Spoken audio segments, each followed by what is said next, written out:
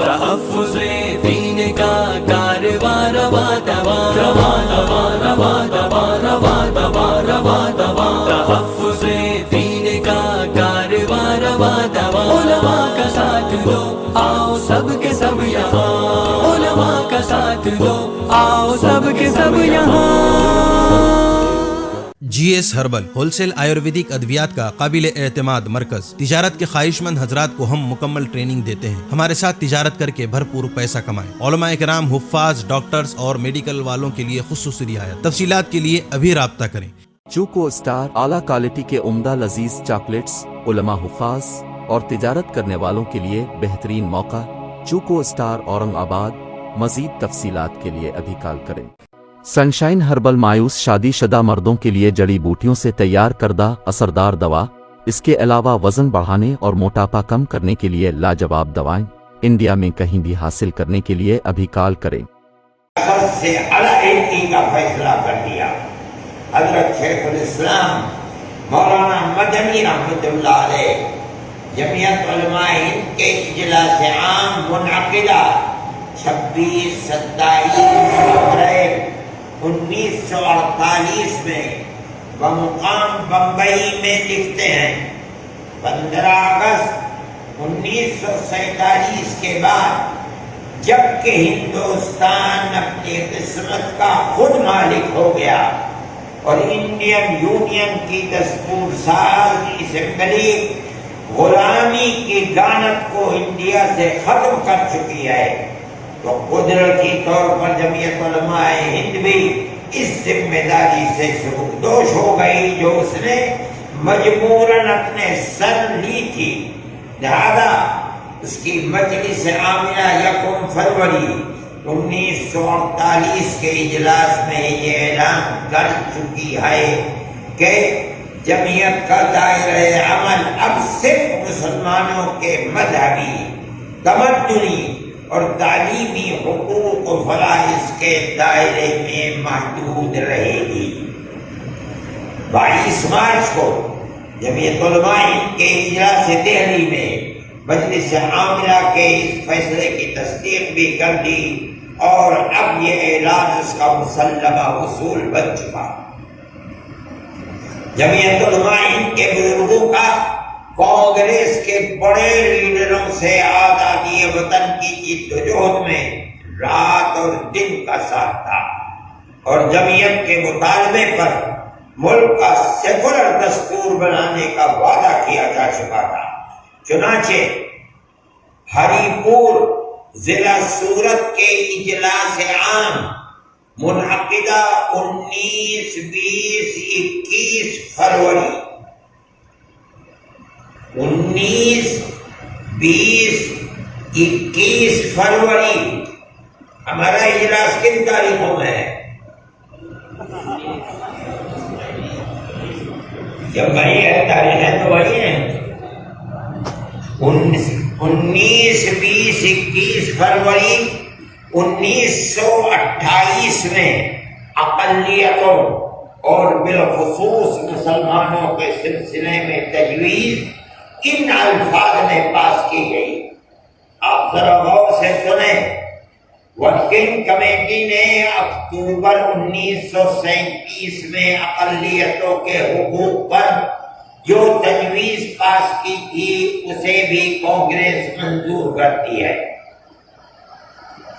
اور نئے سرے سے یہ اعلان کرتی ہے کہ ہندوستان کی اقلیتوں کے تمدنی، مذہبی، لسانی حقوق کی حفاظت کرنا کانگریس کا پہلا فرض اور بنیادی پالیسی ہے،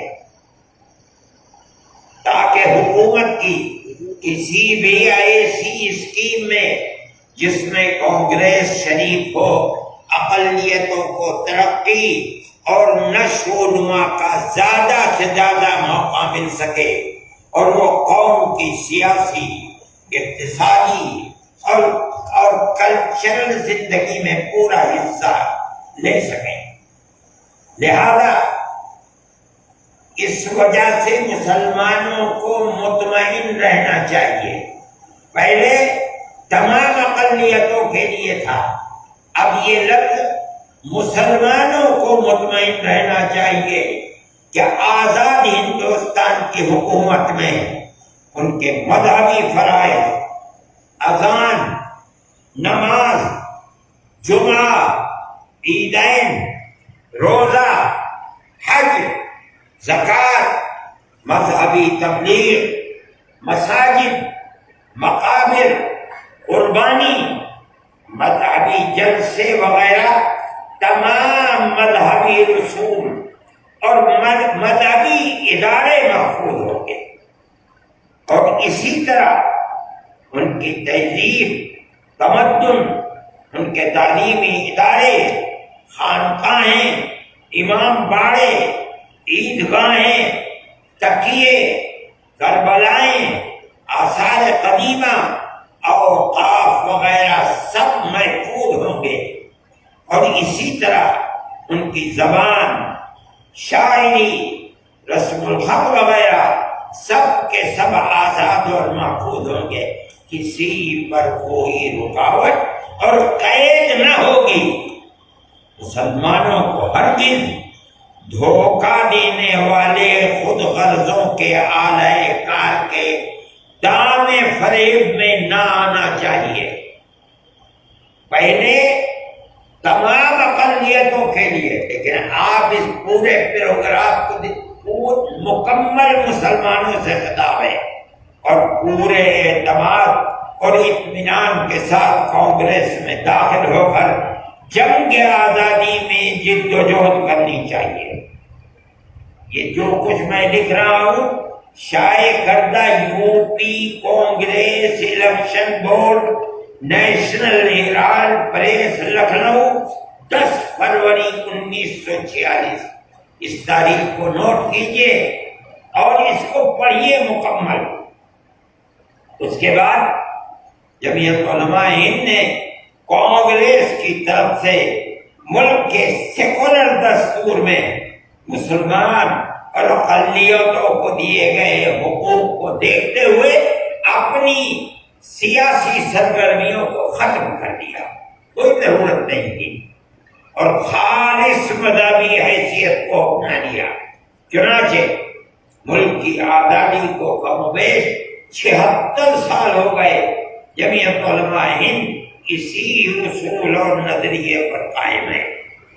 اس کے افراد آزاد ہیں، کسی بھی غیر فرقہ پرست پارٹی میں شامل ہو سکتے ہیں، لیکن جمعیت علماء بحیثیت جماعت اکابر کے اپنے اپنائے ہوئے موقف پر پہاڑ کی طرح قائم ہے، نہ الیکشن لڑتے ہیں نہ کسی کا الیکشن لڑاتے ہیں۔ محترم حضرات، ملک آزاد ہو گیا، پورے ملک میں کانگریس کی حکومت ہو گئی۔ غور کیجیے، آہستہ آہستہ پرانے لوگ دنیا سے جاتے رہے، لیکن سب سے پہلے سیکولر نظریے اور سیکولر دستور کو گاندھی جی کے قتل سے آگ لگائی گئی، نقصان پہنچایا۔ اگر یہ کہا جائے کہ گاندھی جی کا قتل دراصل فرقہ پرستی کے مقابلے میں سیکولرزم کا قتل تھا تو اس میں مبالغہ نہیں ہوگا۔ Maulana Azad India ones freedom جو ان کی کتاب ہے، اس کے صفحہ 431 پر لکھتے ہیں، آپ اس کو دیکھیں، میں اس کو نقل کرتا ہوں۔ 431 جو اردو میں ترجمہ ہے اس کا، کیا لکھتے ہیں؟ گاندھی جی کے المناک قتل کے ساتھ تاریخ کا ایک دور ختم ہو گیا۔ میں آج تک نہیں بھولا ہوں کہ ہم جدید ہندوستان کے سب سے جلیل القدر فرزند کے تحفظ میں کس بری طرح ناکام ہوئے۔ ان پر بم پھینکے گئے، پھینکنے کے واقعے کے بعد یہ توقع کرنا قدرتی بات تھی کہ دہلی کی پولیس اور CID ان کی حفاظت کے لیے خاص تدبیریں کرے گی۔ کسی معمولی شخص کی بھی قاتلانہ حملے کے بعد پولیس اس کی کی حفاظت کا خاص اہتمام کرتی ہے. صرف دھمکیوں پر سیکورٹی چوکس ہو جاتی ہے. یہاں گاندھی جی کو صرف دھمکیاں ہی نہیں دی گئی بلکہ ان پر بم پھینکا گیا. یہ معاملہ دور حاضر کی عظیم ترین شخصیت کا تحفظ تھا، پھر بھی کوئی مؤثر کارروائی نہیں کی گئی. ایسا نہیں ہے کہ احتیاطی تدابیر میں کوئی خاص دشواری رہی ہوگی. گاندھی جی کی پرارتھنا کسی کھلے میدان میں نہیں بلکہ برلا ہاؤس کے لان پر چار دیواری کے اندر منعقد ہوا کرتی تھی، جہاں صرف پھاٹک سے داخلہ ممکن تھا.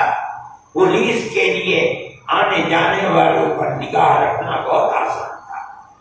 اس المناک حادثے کے بعد لوگوں کی عینی شہادت سے یہ بات واضح ہو گئی کہ قاتل نہایت مشتبہ انداز سے داخل ہوا تھا. اس کا طرز عمل اور انداز گفتگو مشکوک تھا. خفیہ پولیس کو اس پر نگاہ رکھنی چاہیے تھی. اس سے پستول چھینا جا سکتا تھا لیکن ایسا نہیں ہو سکا اور وہ پستول لے کر بے روک ٹوک اندر داخل ہوا اور جو ہی گاندھی جی وہاں پہنچے وہ اٹھا اور یہ کہہ کر کہ آج آپ کو دیر ہو گئی گاندھی جی کو اپنی طرف متوجہ کیا اور گاندھی جی نے جواب دیا ہاں. قبل اس کے کہ دوسرا لفظ ان کی زبان سے نکلا پستول کی 3 گولیوں نے اس بیش بہا زندگی کا خاتمہ کر دیا. مولانا یہ فرما رہے ہیں پڑھیے ان الفاظ کو جو میں نے پڑھے ہیں. روکا جا سکتا تھا نہیں روکا گیا. یہاں تک کہ پستول نے گاندھی مولانا آزاد یہ فرما رہے ہیں کہ جو کچھ کیا جان بوجھ کر کیا گیا. جن کے ہاتھ میں پولیس تھی وہ اگر چاہتے کر دیتے، نہیں چاہا نہیں ہوا. ان تمام معاملات میں جو بات سب سے زیادہ نمایاں تھی وہ یہ تھی کہ سردار پٹیل گاندھی جی کے خلاف ہو گئے تھے. میں نہیں کچھ کہہ رہا ہوں، مولانا آزاد ایک ایک ہر گھوڑی کا لکھا ہوا ہے. سردار پٹیل جو ہوم منسٹر وزیر داخلہ تھے وہ گاندھی جی کے خلاف تھے. فرماتے ان تمام معاملات میں یعنی پولیس توجہ نہیں کر رہی ہے، لانے والا بم پھینک رہا ہے کامیاب نہیں ہوا، پھر پستول لے کر کے آیا گاندھی جی کو قتل کر دیا. فرماتے ان تمام معاملات میں جو بات سب سے زیادہ نمایاں تھی وہ یہ تھی کہ سردار پٹیل گاندھی جی کے مخالف. کیا مطلب ہے؟ اگر سردار پٹیل مخالف نہ ہوتے گاندھی جی کو قتل نہ کیا جاتا تو کس نے قتل کیا، کس نے قتل کرایا؟ یہ خود ایک سوال پیدا ہوتا ہے. جب گاندھی جی نے مسلمانوں کے تحفظ پر برت رکھا، دیکھیے مولانا کیا کہہ رہے ہیں، یہ تمام معاملہ اس لیے ہوا کہ گاندھی جی کا برت مسلمانوں کے تحفظ کے لیے تھا. جب انہوں نے برت رکھا تو انہوں نے اس کی پرواہ نہیں کی، کسی کی پرواہ نہیں کی. پٹیل